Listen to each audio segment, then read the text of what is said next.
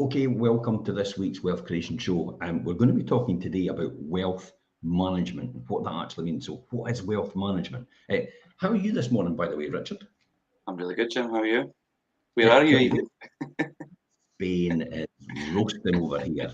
It is literally summertime in the middle of the night.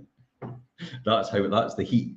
It's about 20 degrees or something like that. Anyway, let me tell you what I heard a funny story the other day. It was Warren Buffett.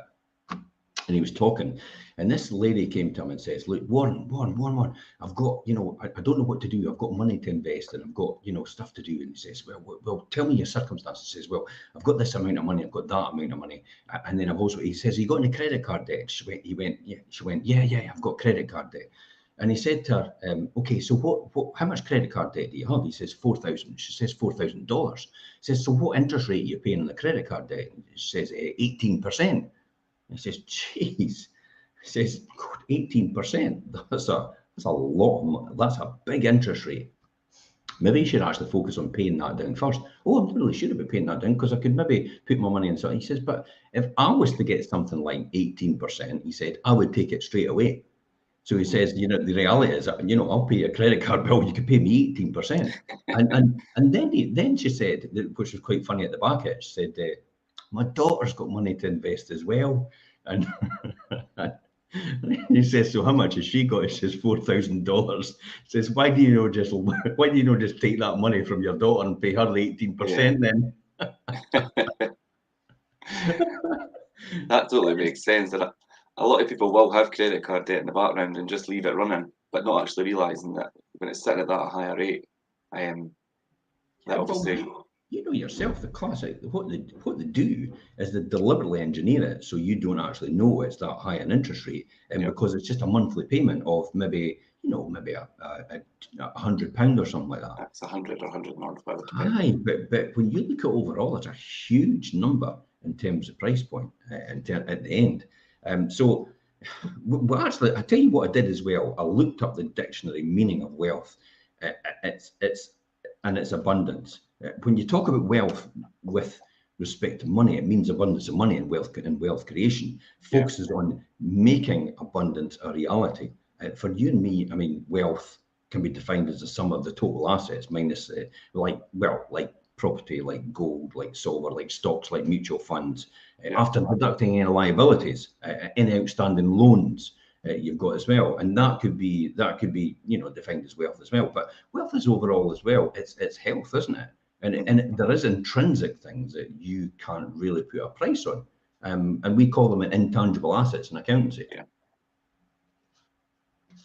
Yeah, it's funny you say about the credit card. We spoke about credit cards and things as well, and having that kind of debt. We spoke about that a couple of weeks ago, Jim. And you said obviously you weren't a fan about, do you know how people keep just moving it over the 0% zero, but really you're basically just delaying the inevitable. Kicking the can down the road. Yeah. Basically kicking the can. Oh, funny enough, that's what the government's doing.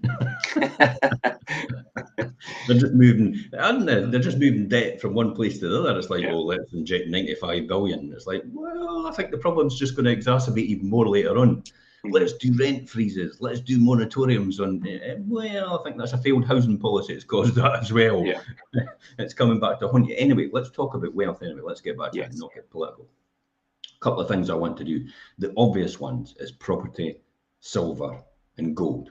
So I just want to explain to everybody how property has performed over the last 50 years compared to gold and silver. Now, there's benefits and people will use different strategies. Let me just point out, we are not here to advise people on where to put their money. We're here to just tell them ideas about, what the facts are, and also maybe my own reflections of how I've done things. And you might ask me questions as well, Richard. We might get into a conversation about this. But that's all it is. We are not advisors. We're not here to advise people on what to do, but we're here to just point out the facts. Interestingly enough, I don't know what it was. I was walking along the beach the other day, as you do. And I came up with a fantastic formula. Now, it's pretty simplistic, but I tell you what, wealth to me equals effort multiplied by time divided by return, the return that you want. And to me, that's wealth. By the way, that's my copyright, by the way. Because I just popped out the air and I went, whoa, wealth, effort, multiply. Because I said effort plus time, and I thought, no, it's no plus. It's multiplied by time, isn't it? Because it compounds. And then divided by the retired return. So if you want 15%, it's divided by 0.15. And then that'll give you the true wealth you'll create as a result of your effort and time multiplied together. Yeah.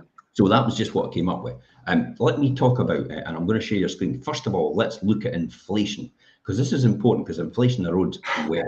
And I thought it was relevant to do this. So inflation in the last 50 years, let me take an example of here. Just say a pound. So a pound in the last 50 years, in 1972, we'll just take, or 1971 actually, because some of my numbers are 1971 to 2000. So it's 50 years there, yeah? Okay.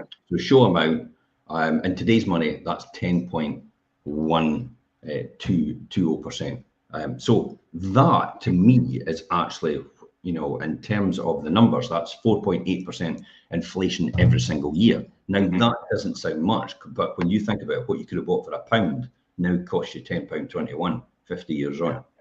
That's a big number.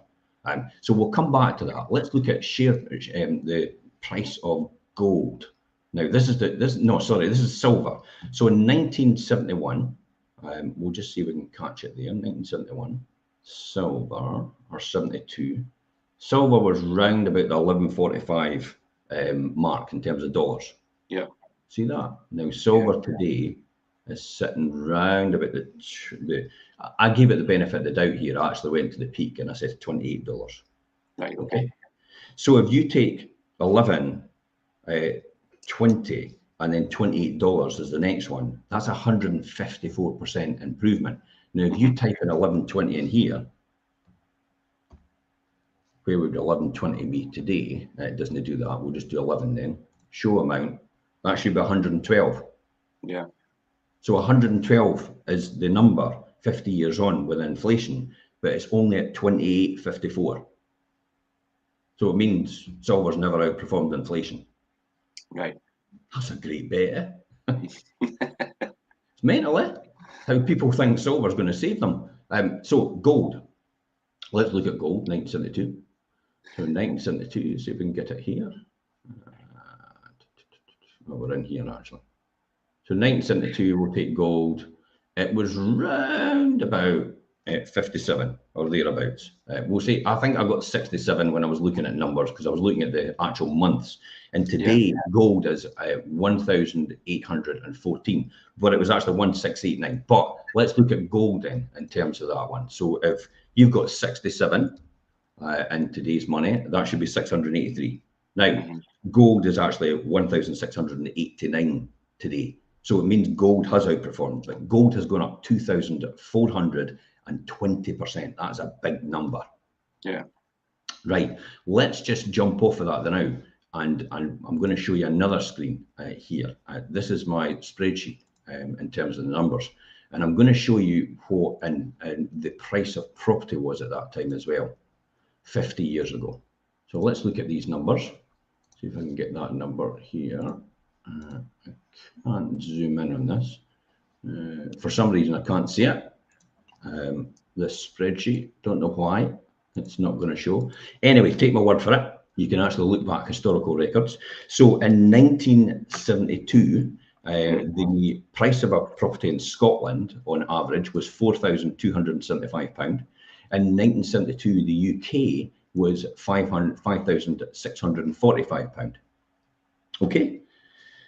Today, the same price of that property is now in Scotland. In the UK, it's 283,496. 283,496, and the other one is 187,517 pounds. That's me getting precise. So let's jump back to this calculator, and we'll plug in the price of a property, and we'll just use Scotland, for example. So Scotland, the price of a property was £4,275. So in today's money, right now, the price of property in Scotland now is £187,000. So if you take into account inflation, it should only be £43,000. So effectively, it's well outperformed. yeah, you're up 140 grand on your investment. Property has gone up in Scotland 4,286% in the last 50 years. And in the whole of the UK, it's gone up 4,922 in the last 50 years. Now, you tell me property isn't a good investment. Yeah, I mean, if you're looking at it in terms of where to put your money, where to invest, and for the long term, then it's double gold. And you know what the other thing is as well? Property pays you while it goes up in value and rent. Yeah, gold it's doesn't. having that. Yeah, it's having that cash flow during that time while it's appreciating in value. The property itself, you've also got that cash flow and income at the same time. Now, we'll talk about strategies as well throughout this, but one of the most important things I have to point out as well, there is things like pension plans. There is also lifetime ISAs and cash ISAs and lifetime savings, which actually gives you greater tax advantage. There's also stocks and shares. There's also, we'll have to mention it, crypto. I did put a wee bit in about crypto. Invest in crypto, because crypto, as Buffett says, crypto is just basically something that's intrinsic. It's in your hand, and it's like, you have to then rely on somebody else thinking this thing here is worth more. Well, it's actually not even in your hand, because it's just a number. You have to think this intangible thing right in front of you is actually is worth more to someone else in their mind than it is actually in physical reality, because it's not physical reality at all. Whereas bricks and mortar is, gold is, silver is, something that's manufactured is as well. It's always there in front of you. So crypto, I'm not really, but for the point of objectivity, I have to point that out. Of course. So what is this? I mean, we talked about it. We've formulated a kind of top 10 for this. And the beginning of the top 10, what is the first one for you would recommend people do? I think, Jim, and it's something that we talk about all the time, and we do it every day, and we do it on this show every week, and it's educate yourself. Educate yourself about money, educate yourself about investment, and obviously your mindset towards obviously how you educate yourself and how you learn and who you learn from as well. Yeah, I think that's important. I mean, everybody has the ability to build a financial arc to survive and flourish in the future. I mean, Kiyosaki says that as well. Keith Cunningham says that as well. Yeah. But you must invest time in your financial education to build this arc with a solid foundation. If you want to build anything, you have to have this foundations right at the beginning. It's just similar to a house. You have to begin with the right foundations before you start. Here's a classic example of having the right foundations. When I was at school, I failed miserably in accountancy. And I put it down to the fact that I hadn't learned the core basics of debit and credit and liabilities and assets. And that's why then when I went on to learn more in accountancy, I had no idea what they were talking about. And yet, when I went to college, I came out the top of accountancy student. Yeah. How is that possible? And I put it basically down to the fact that I learned the basic fundamentals. But I think it's like anything, and if you're trying to do anything and you feel like you're maybe not succeeding, or you feel like you keep failing, then it's back to basics. Go back to the basics. Make sure you've got that mastered, and then it will allow you to prevail further down the line. Yeah, but the first step in building wealth is nothing is to invest time and to be honest, money to a degree. You have to watch obviously when you put your money. I'll tell you what would be great is money back guarantee people. People that are actually credible, have been around for a long time.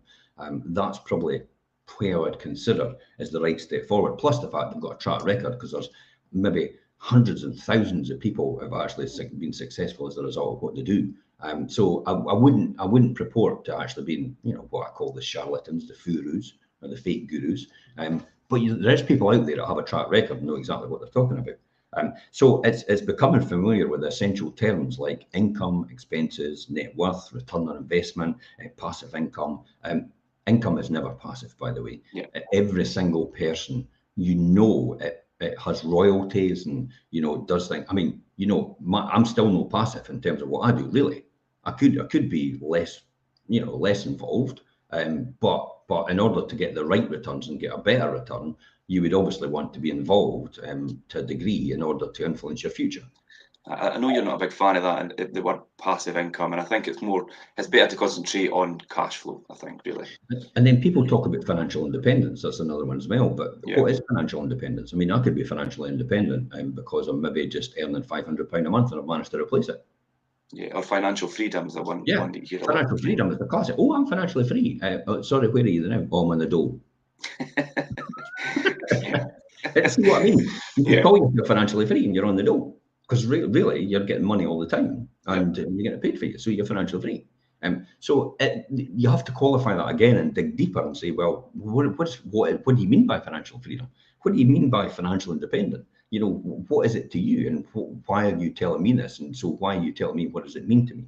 So I think it's all about reading books, listening to podcasts, interviews, take courses, follow financial education blogs and vlogs as well. I mean, that's why we do this right now. Things like this, things like this that are free, they don't charge you for anything, but you're going to learn a lot. You're going to learn for the people that have, like you say, Jim, listen to yourself. You've done a lot of it. You've learned a lot of the mistakes. You're passing on that knowledge, and there's lots more out there, not just us, obviously, but definitely learn to the right people and pick up the right things as you go. I would say keep in mind as well that financial education, like every kind of education, must be a continuous activity.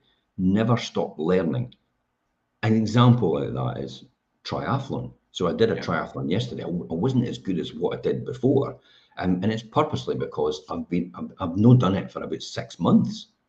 So I've swam every week, you know, but I've not really run for the last 4 months. I've not really been out on the bike for the last 4 months. So wasn't it any surprise that I wouldn't be as good as what I was 6 months ago? Because 6 months ago I was training all the time in order to get the result I wanted. So it's just like everything with your education. When you leave school, here's a public classic example. When I left school, and I then went for an interview, and they said, look, you know, we're going to give you some fractions to do just to test your knowledge and stuff like that. Now, this is 4 years down the line or 5 years down the line. I went for this after being at another job. I didn't need that. And they says, I'm going to give you something. And I go, that'll be easy. And then I started to recollect. It was like, right, okay, so a half plus a third. God, I forgot. How do you do that again? It's like, oh, and it really hit home for me. It's like, wait a minute, I was a master in arithmetic and mathematics at school, but when I came to do it then, God, I couldn't. I thought I could remember it all, but I'd forgotten all. I had to then go back to the basics and start again. So it's just like everything. Financial education and education for wealth and everything like that must be a continuous process and continuous improvement every single day in order to get that result. I make no bones about the fact that I listen to some people who are far more wealthy than me. Some people more successful than me in different fields as well. And I can't highly recommend enough the Diary of a CEO, Steve Bartlett, on YouTube. It's an amazing show, and there's a huge amount of content on there. You can learn from people in any arena or any area you've been in or potentially might be entering as well. Even their skills are cross-pollinate with other industries as well. I mean, you know, I was a master at credit control when I was in manufacturing, and just so happens that was perfect for my buy-to-let business as well, to make sure everything was under control and make sure all the KPIs were right, the key performance indicators, to maximize my returns and my occupancy rate and also the margins as well I was getting. So these are all things that carry on with you throughout the process and in terms of what you're doing. So ensure you follow reputable blogs and provide genuine information and direct you to the resources from trusted and successful investors, business people, and financial advisors. This is key. If you need a financial advisor, you go to a qualified financial advisor. If you need information on how to build a successful business in a certain field, you go to that person and learn from that person. It's already done what you've done. There's loads of mentors out there, especially in Diary of a CEO, who are now a lot older than they are now, and they're more than happy to share their secrets and how they achieved what they achieved. And for some of them, it's not anything to do with a hidden agenda about making more money.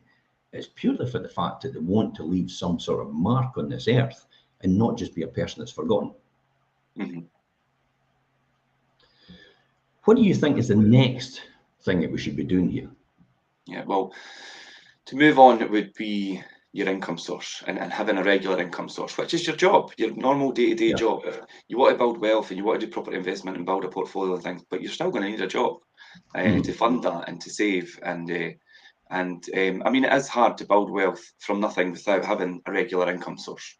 And you always say that, Jim. We always say that. You know, that's why when you're building a portfolio, have an agent, have somebody looking after it all for you, so you could work as well, because you still need that other income stream. You have to live and you have to survive. I thought in the early days, this is when I first started, I thought you had to give up everything you did and actually just concentrate on what you were doing. But then I realized with my mentors that I was dealing with, they said, no. You keep your full-time job and you earn your day-to-day living out of your full-time job. Your lifestyle is created by your side hustle, what you do outside of that. And this is what we're teaching you to do right now. Yeah. And so it's important to still have that, because you don't really want to put yourself under pressure. I've got great admiration, and sometimes I'm a bit I'm a bit like, oh my God, that's daft, of people that just go, I'm throwing caution to the wind and just going to go for it, and everybody's going, yeah, fantastic, and I'm like, you don't need to do that really. If you've got a full-time job, and you could still do what you're doing in your part-time, and just build it from there till it comes to a point where you can actually replace what you've got, or you could even survive on the income you've got from there. The last thing you want to do is give up your job to get another job. Yeah. What was the point? You may as well stay where you are. So it's building sustainable wealth in terms of where you are now. Probably a classic example of sustainable wealth is network marketing. Sustainable wealth, because network marketing is all built on everybody's successful in the group in a small amount, and because you train and develop the whole group, you're rewarded higher for that reason. And anybody else can reach that level as well, because it's all to do with what they do and their effort they put in. That's why I come back to saying about wealth, about its effort. Yes, it's effort. It doesn't come easy. Multiplied by time, divided by return. Okay, so learn to ignore the people who promote get-rich-quick schemes that build wealth just working 3 hours a week. It's delusional. You're not going to build wealth working 3 hours a week. You're going to build wealth working 3 hours and taking that money and investing it in something that actually builds and compounds over time, like a pension, like a index-linked stock market FTSE 100 fund. Like something like that, it was going to build over time while you're still working your day-to-day job. Yeah, that can, work the extra 3 hours and make that money. We talked about last week about this guy, about, instead of going to the pub on a Sunday night, he's going to work a night shift. And how that ended up. It was a really good example of that, I have to say. And over 20 years, he would save £104,000. But if you put it in an investment fund and actually got the tax back and increased over the next 10 years, it'd be worth £240,000 with that same money. So if you're not creating intrinsic value and earning income from that goods or service, it's truly impossible to build sustainable wealth. So wealth comes from creating value over the long term. I'll say that again, long term, not get rich quick. Easy come, easy go, and it's absolutely true in a nutshell. I've always stuck with that phrase in my mind, easy come, easy go. It doesn't happen overnight for people. It is long-term sustainable wealth built over, again, the long term. Okay, if you're a small business owner, continue to focus on creating more long-term value. All the wealth comes from added value with what you're doing. Brian Tracy actually talks about this self-development, which includes establishing a business model that can produce more, better, less expense, faster and easier than someone else, if that's the type of industry you're going into. The next one for me, create a budget. I touched on this on the Sunday night show about creating a budget and the process to do that. You have to create a budget and you have to stick to it. The thing I've done from the very beginning, I'm just taking my bank statement, I've broken it down, income coming in, where it's coming from, I've broken it down to outgoings going out, and I've got it into all the smaller, the wee detail, minute detail about food, clothes, I've been doing it to my own lately, and it's mortgage, community, council tax, car loan, utilities and stuff like that. So you break everything down in your bank statement, follow your bank statement all the time. You might want to use cash for all the time, but if you're using cash to create, your spending, make sure you keep the receipts so you can then analyze that as well and see where you are spending things. One of the things to do as well, and when you're creating a budget and you're actually following a budget, is think about something when you're about to buy it. Do you really need it? Or is it you just want it? And if you really want to if you really want to have wealth in the future and build wealth over time, I would dare say that needs are essential and wants are just a way. So what you're doing is the wants you're trading and not taking the wants, and the wants will compound as well over wealth over time to get the result you're after, because you're investing that money you've not spent on that want to create that income overall and wealth. So it's not the easiest thing to do either. Since we started doing this and we've done the cost of living crisis one in the budget and things, I've been analysing my own spending, and it's difficult, and you realise how much you actually spend that you really didn't need to. So it's horrendous, eh? So create a budget is really important, I think. And take control of it. Income and expenditure, living with a proper budget. I mean, if you're living without a proper budget, you've got to say it's like sailing. It's like sailing in the wind without a compass. It's like just sailing without a compass. You don't have a clue where you're going, and you've got no direction, and you're just drifting afloat and adrift. And you can guarantee that you'll get lost at the seas of financial hardship. And that's what happens to most people. There's a 95% group in this world, and there's a 5% group. The 95% will always work for the 5%. Now, you could say that's wrong and that's not fair, but guess what? Life's not fair. There's a reality check for you. You have to choose to take yourself out the 95% group and put yourself into the 5% group by your actions and your discipline and your processes. When I was in the 95% group, I just dreamed about the fact that, and the very fact I'd made a decision that this is what I was going to do, I automatically, even though I didn't have the money, I automatically fell into the 5% group, because you don't need to have the money to fall into the 5% group. It's a mindset shift. In the 5% group, 4% are rich and 1% are wealthy. And we've talked about what the change of that is.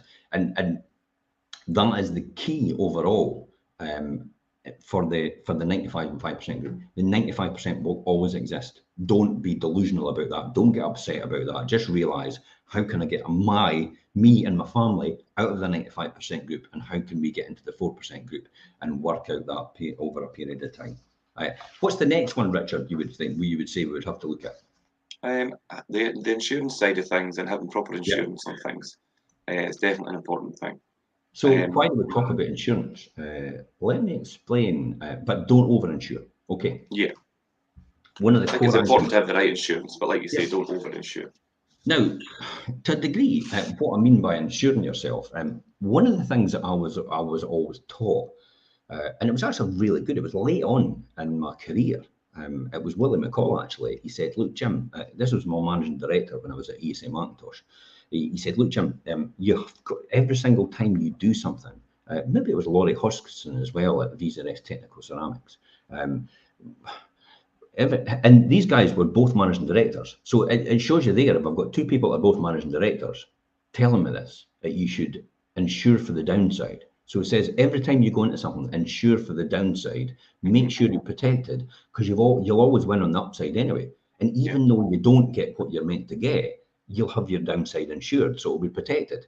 So that's what we mean by insure for the downside. Warren Buffett's a classic example of this. And he talks about investment strategies, and he talks about he sets at the bottom for his share price, this is the time to sell if it starts to go down on the share price. And everybody's like, what? And it's called a stop loss. In other words, stop losing. So they put a stop loss in and say, if it drops to this share price, sell it. And everybody goes, why would you not just wait and see if it goes back up? If it's dropped to that sale price, it's going down. And it's not coming back up for a long time yet. So this is where to stop your loss. If it's going up, this is where I want to exit, because he knows he's going to make an adequate return. He's no looking for the top of the market. That's where everybody goes, oh, I'm up to this. I'll maybe wait a wee bit longer and see if it goes up. And the next minute it goes down. Yeah. And it's like, I missed it. This is like the addicted gambler. That's what happens. Oh, just a wee bit more, just a wee bit more. Whereas he goes, no, this is where we're exiting. This is the right price and the right return. We're exiting. And so he has it's almost an insurance back process in terms of how he does things. So building wealth is good, but it will be excruciating if you lose your wealth to unforeseen circumstances and events. We're insured, for our mortgages. There's certain situations where I've looked at it and I've looked at the risk involved and I've looked at some of the mortgages and I've gone, okay, we need insurance for Elaine, we need insurance for myself for this amount, because if this happened in this scenario, these are two situations which are really high risk to us. So we would rather the mortgages were paid off in that instance. And that's the ones with huge capital gains on them. Because we would then have to find an alternative source of mortgage through a different process, because the mortgages are attached to our individual names. So that's another place that we do. However, don't over-insure. There are many insurance products out there that are basically useless. Stick to the ones that are, the health insurance plans as well. Just now the health insurance plans. Look at the situation with the NHS. There's people out there literally waiting to be diagnosed with cancer and stuff like that. And it's like, and I'm like, well, why are you knowing straight away? They're on a waiting list. They've got a waiting list. It's like, my God, these people are going to die potentially. Every second counts. And that's why you would potentially say to yourself, I would think I'm going to insure myself. And I'm going to have a health insurance plan, maybe just a basics in worst case scenario. Just so you've got something, At least you've got something. It is something, definitely something. And homeowner insurance, if your house burns down, you've got nothing left. And then you've got auto insurance, your car, people can't afford the hit for the car. And then the term life insurance, like we spoke about, for things like mortgages as well. There's no doubt about it. Buying insurance cannot change your life, but it prevents your life from being changed.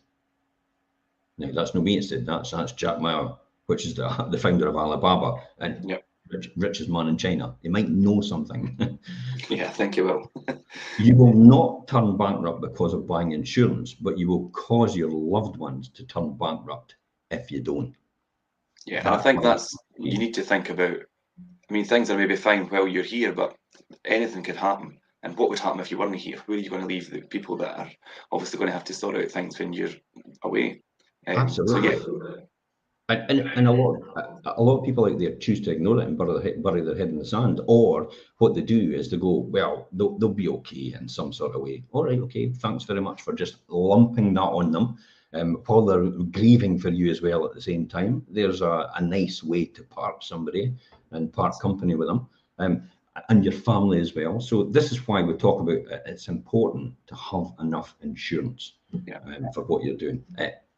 Practice, this is my one. Practice extreme savings for your income. And I mean extreme. While the 50, 30, 20 rule is a good place to start, you'll find if you can save a lot more and put a lot more effort in. Now, we'll talk about the 50, 30, 20. You live on 50, 30 is your taxes, you save 20% of your income and you put that in a fund. If you can do bigger right now, it'll compound. We've done loads of shows on compounding wealth over time to hit an astronomical number when you retire. Look at the example we showed last week. The guy, just for doing a night shift, because instead of being at the pub once a week and investing that over 10 years, he would make £104,000. 104. Who would like another £104,000 for working one night a week? Me included. I'm no daft to you. One night a week, £104,000 every night a week, and just saving that to the side. But then compounding with the tax advantages for your pension, and then the fund actually performing 67% more. Then you're basically turned your 104,000 into 240,000.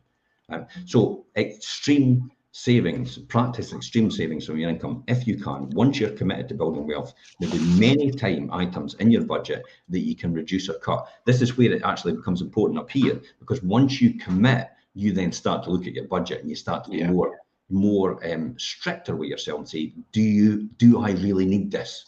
You start to question, and you do. Do you know why I know? Have you been going through that? Yeah, I have. I've been doing it, and it's I question everything now, and I've started to look at all my spending and like what I'm putting aside and what am I buying this for, what am I spending this on. Yeah. Well, we talked about it in the past, didn't we? When you said Yeah. to me, "Should I buy a bigger house?" and I went, "Are you nuts?" I know. I know. And here's So, the and reason that is why. not on the Bang, bang, cards bang, bang, anymore. bang. Yeah. Yeah, definitely. And do you know what's taught me that is this show, Jim? I mean, obviously, we went through things for a lot of years, but this show it has taught me a lot of things, and it's got me doing. But all these things that we're talking about today. I keep coming back to saying, Richard, I'm getting temporarily ambitious to be permanently lazy. Yeah. And that's where you want to be. You do not want to be what you want. I tell you what you want to do. I love doing what I do, and I do it all the time, and I will probably work till I die. And I'm happy with that. That's work to someone else. To me, it's freedom. Yeah. Because I've got the choice whether I want to do that or not, and it's purely in my control. But I wouldn't have liked to get to 65 or 55 or where I'm, 55 where I am now, and think to myself, I don't have any option but to stay on this hamster wheel for the rest of my life because I can't get off it. That is literally, you may as well just put me 6 foot under now.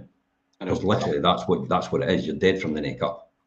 From then on. I mean, I have no doubt that you will probably work till you die, Jim, but you're doing that because you enjoy what you do, and it's your choice to do that, like you say. So that's the difference. Yeah. So there are various ways on doing this, but really it is probably another one I do is I put money, over about £1,000 away every single month. And folk go, how on earth do you do that? It's because I've got all my costs under control. I live very frugally. I don't spend a lot of money. And folk go, well, you can't take it away. It's like, I'm not kidding. It's like I don't need these things. I don't want them. I don't see the point of having them. And I did post something the other day about cars and material possessions. People, I'm now come to the conclusion that people will actually buy all these material possessions for the lack of something within them. Tony Robbins talks about all the time that what are you trying to replace here, or who are you trying to impress? Because they're worthless. They're just depreciating assets, and they just disappear to nothing. They maybe make you feel good inside yourself about something, but why you need to feel good inside yourself about that? That's what you've got to explore. The reason opens up a whole can of worms. It does, and nobody wants to go there because it's Pandora's box. Yeah. Really, but that's deep down at a deeper level. It really does. You do have to question yourself. Why do I want this? Is it because somebody's programmed me earlier on in my life, about I need fast cars, I need big houses, I need Gucci, I need Prada, I need these shoes, all these different things I need. And it's like, it should really just be a want. But advertising is pretty smart. They play on these emotions that you've got, and they deliberately design you to need these rather than actually want them. Yeah. And that's what you have to watch out for. So I would say practice extreme savings. If you can save as much as you can, make sure the saving is not a committed saving all the time, and it can be variable if you need it to be. The bank used to say to me all the time when I went for further lending, but what about that you've got there in that budget? It's going away out in your bank account. I said, that's completely variable. I could switch that off anytime I want and it won't affect anything. Oh, I never realised that. I says, I choose to put that money away all the time. And they went, oh, whenever, so what is it for? And I'm saying, oh, it's for a pension fund, or it's for a savings plan. I says, I don't need to save it because no one else does, remember. So I can always take that back. So it's always there as a safety net for me as well if anything changes in their life. If you've got two people with income coming in to a household and you both rely on each other, but you're only living off one income, wow, you've got a full income you could actually put aside for the future, or you have an option where in the future that person or you don't need to work again, ever. If you build that, so you could put that aside and build that over wealth and then come to the point. Imagine if you put that income away for 2 years. That's financial freedom. Actually, that income, if you've got income to last you for 2 years without actually needing to work, that's financial freedom. That person would have financial freedom. just over in 2 years' time, just because the two of you only survive on one thing. And if anything happens to their ability to perform, then that protects them as well. Let's move on. Let's talk about building an emergency fund. Well, we just covered that, I think it kind of ties in the emergency fund and savings, and I think the 50-30-20 thing is quite a good basis to start on if you want to save and build emergency fund and build savings. Yeah. So now that you've learned about how to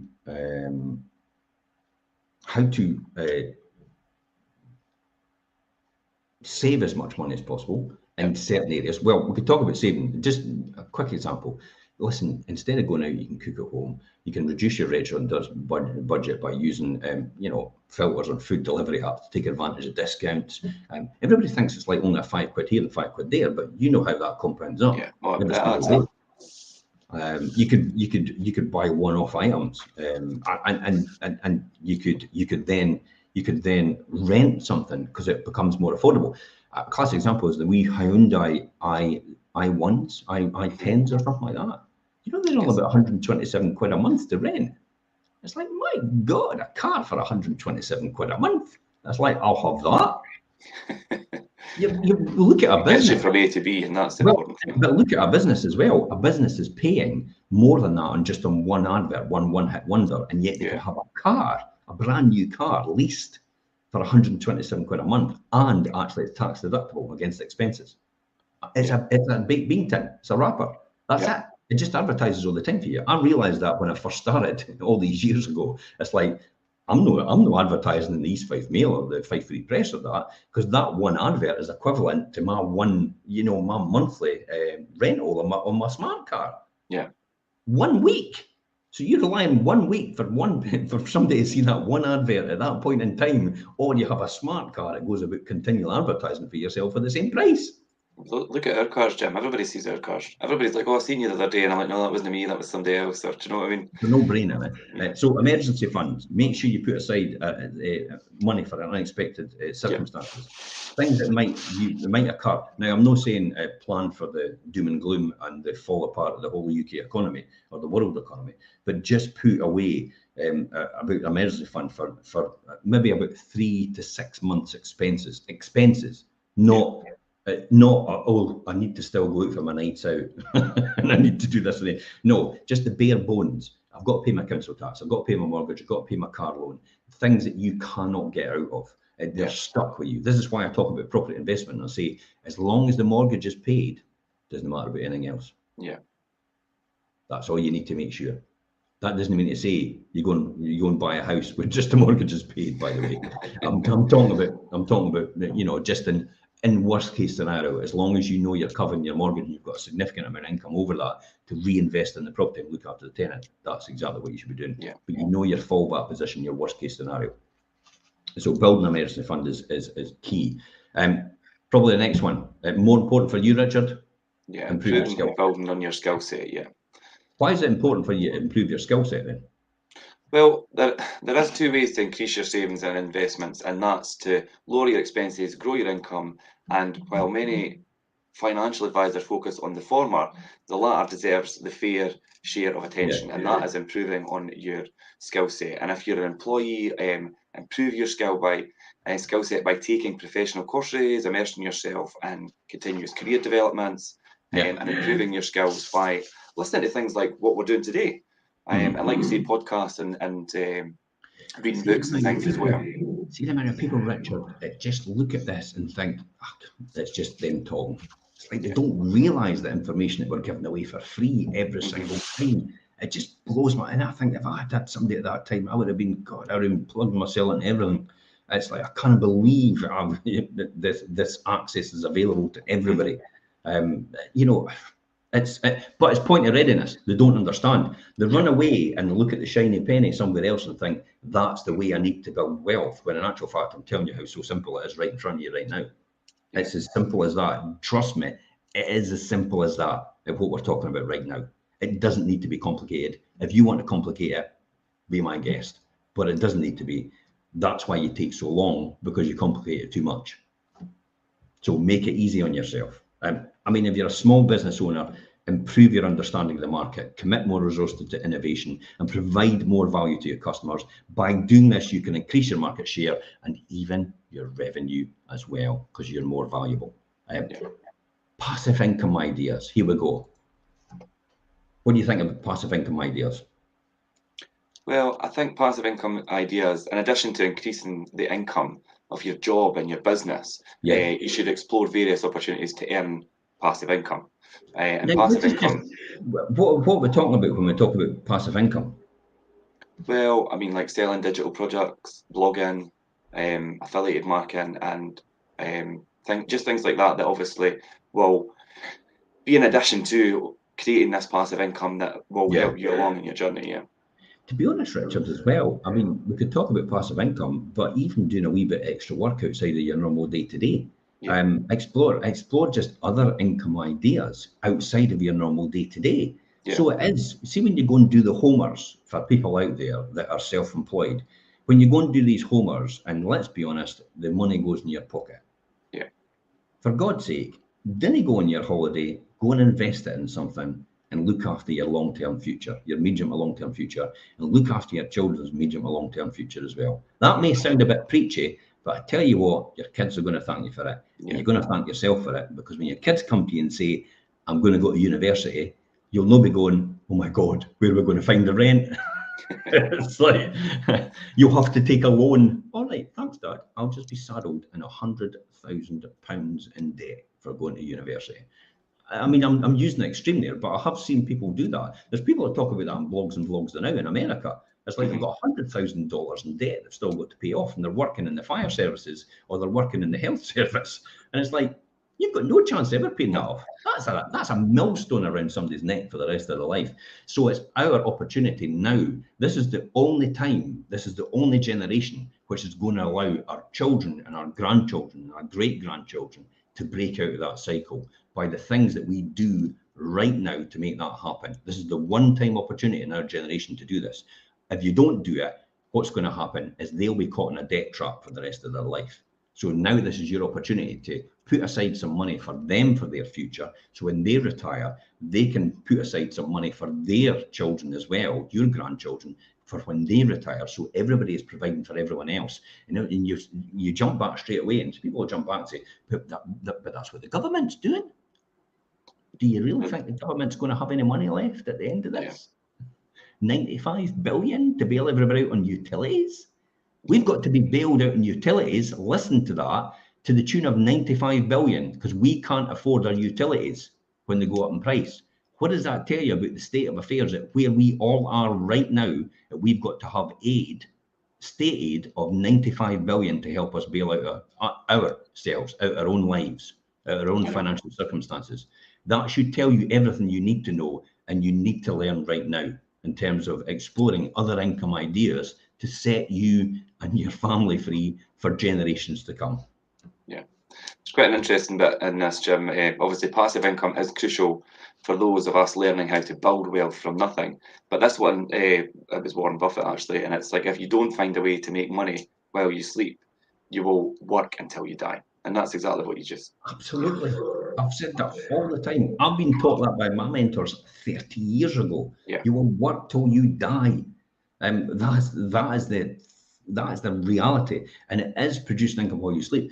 Income while you sleep is a pension. I can't reiterate that enough. And a pension for your children as well. Your children can get a pension from birth, and the taxman gives tax back for any contribution that you, as their parents and their grandparents as well, and their aunties and uncles, put into it.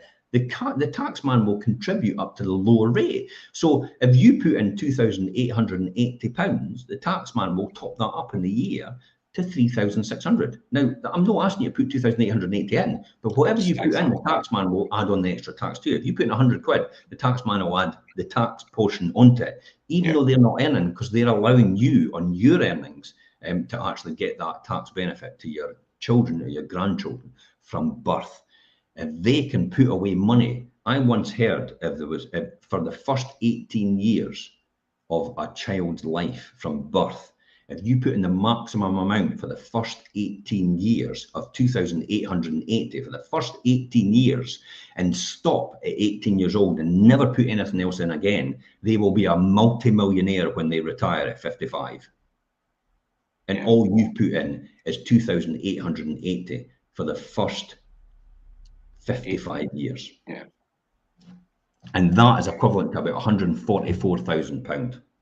And they'll be a multi-millionaire when they retire. That's crazy when you think of that. Aye. And it's only small amounts every single year. It's over 55 years, remember. Don't think 140,000, I'll never do that, because I'll guarantee you, if you do small amounts every single time, you would not believe where you are later on. It's the 1 pence doubled up for 31 days or £5 million in your hand right now. 1 pence doubled up for 31 days is £11 million. Go and work out in a calculator. So embracing passive income is probably the next one I would talk about. To build wealth, you need to save and invest. If you have followed the above steps, you're now saving at least 20% of your income and earning more income through the other side hustles. It's all about side hustles. Yeah, that's what it is. Now it's time to combine with the two and start seriously investing. Without exception, all of the millionaires that you know and admire built their fortunes through wise and profitable investments on the stock market and also on property. Every single time you look at the top 100 richest people in Britain, and I used to look at it every single time in the Sunday Times. I don't get it anymore. I don't see the point. You know, it's like, all right, okay, I know what I know already, so I don't need them to tell me. But every single time I used to look at all these people in the top 100, and every single one of them said, you know, maybe Tetra Pak plus property, retail plus property, manufacturing plus property. Every single time, more or less, every single person had their property as well alongside of what they do. And on their day, see the day-to-day and then the property, all alongside of what they're doing. Now you can talk about, you know, people can talk about, oh, but property is going to collapse and all the rest of it. Oh, the future's bleak. It's like, what else have you got going for you? But you wouldn't want to take that chance anyway. Yeah. Because guess what? You might become a millionaire. Frightening, isn't it? And genuinely, to a lot of people, it's fear of success. It stops them doing anything. It's not fear of failure. It's fear of success. Oh my God, I might be successful at this. It might work. What will I do next? Honestly, I used to say, let's put out 20,000 postcards through all the letterboxes to see if we can get people to value properties. It's like, oh my God, what if they all phone at once? It's like, they're not going to. You're lucky if you got about 30. If that, but just do 500 a day.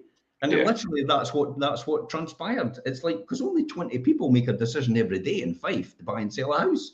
So why is all these people going to contact you all at once? Some believe it or not, actually kept them for years and then said, I'm coming back to you. All right, how did you know about me? I've got it on my fridge. Because I had things like the best number, you know, the NHS number, the health service number, all these different numbers that would be brilliant for them. So that's what I had on my card, on the back of it. And that's why people kept it. So they phoned me when the time came. So embrace passive income, build wealth. If you don't make money to do the work, if you don't make your money do the work for you, you'll have to do the work instead. The problem is that your ability to earn money is limited, and you can't earn money while you sleep. Your hours are what dictate your money right now. So you want to try and get something, a side hustle. We talk about side hustle again all the time, and we talk about that a lot more.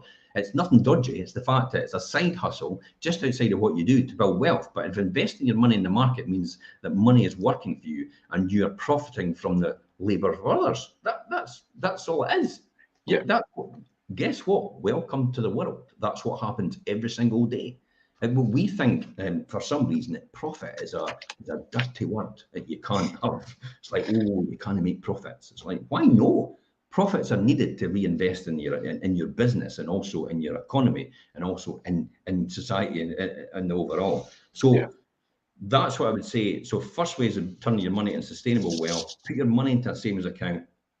It's not an investment, really. Right? Okay, we'll just point that out. Second, timing the market is not a good strategy. You'll never get it right. I'll guarantee you. This is the Warren Buffett stop loss and sell. That's not a good strategy. You'll never get it right. So don't try to predict it. Third, embrace passive investing rather than active investing, especially when it comes to bulk savings.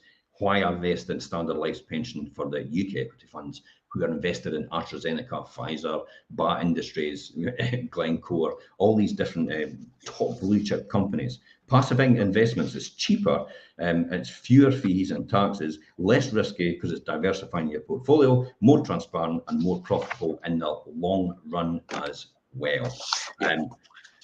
Finally, we talked about this, using a robo-advisor. Well, actually, what is a robo-advisor? What is a robo-advisor, to be honest? A robo-advisor, how do you create and manage your portfolio investments as it stands right now?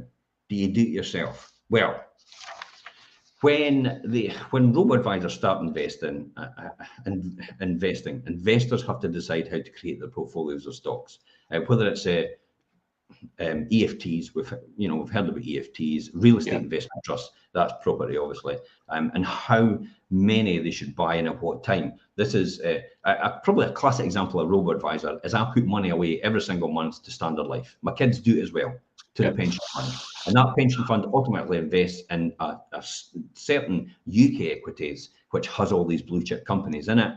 We're not reinventing the wheel here. It's a tried and tested system. We get the tax back on it as well. And it works very, very, extremely well, actually.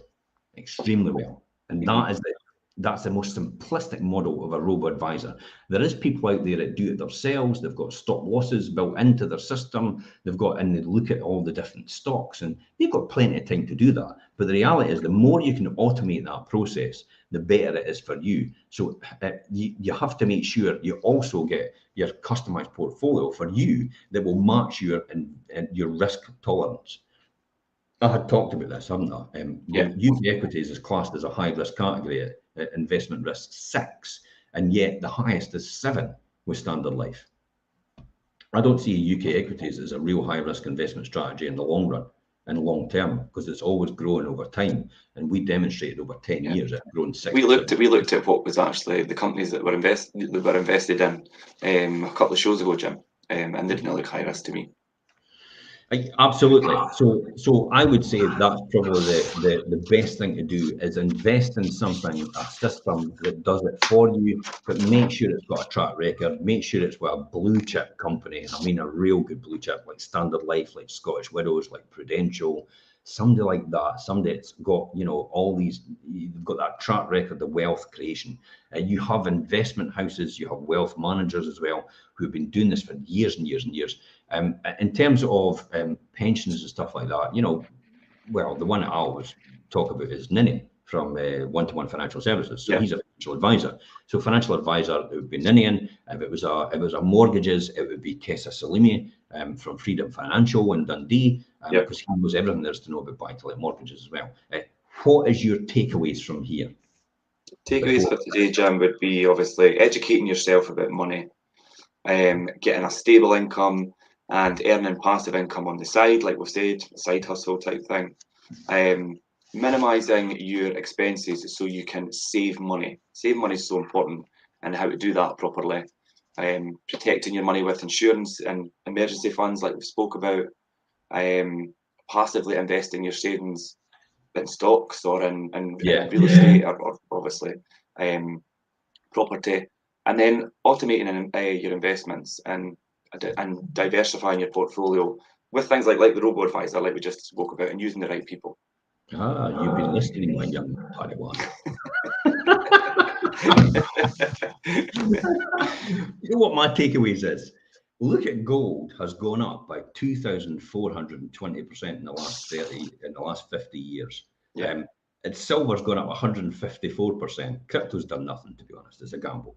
But property's gone up 4,922%. That's 5,000% almost. And people still tell you property is not a good investment. Oh my God. And that's not even taking into account the fact that you get paid while it goes up in value at the same time. Who are these people? They're probably broke and skinned and they got having to work for the rest of their life. Until next week, guys, thanks very much for tuning in and listening to the show. If you've got any questions, please feel free to chip in in the comments there, or maybe ask us direct. You have access as well, just by sheerly watching this show. You can click on Richard's email address there and message him, and you can get included in there. Our monthly strategy next meeting, Thursday, which just talks about, it's next Thursday, yeah, which just talks about in general where you are, where you want to be, and it's free. There's no upsell to this. Please just understand that I am not selling you anything. We are not selling you anything at all. We don't want anything from you. We just want you to be wealthy and successful and planned for your future. And it's bye-bye from me. Bye Jim, bye everyone.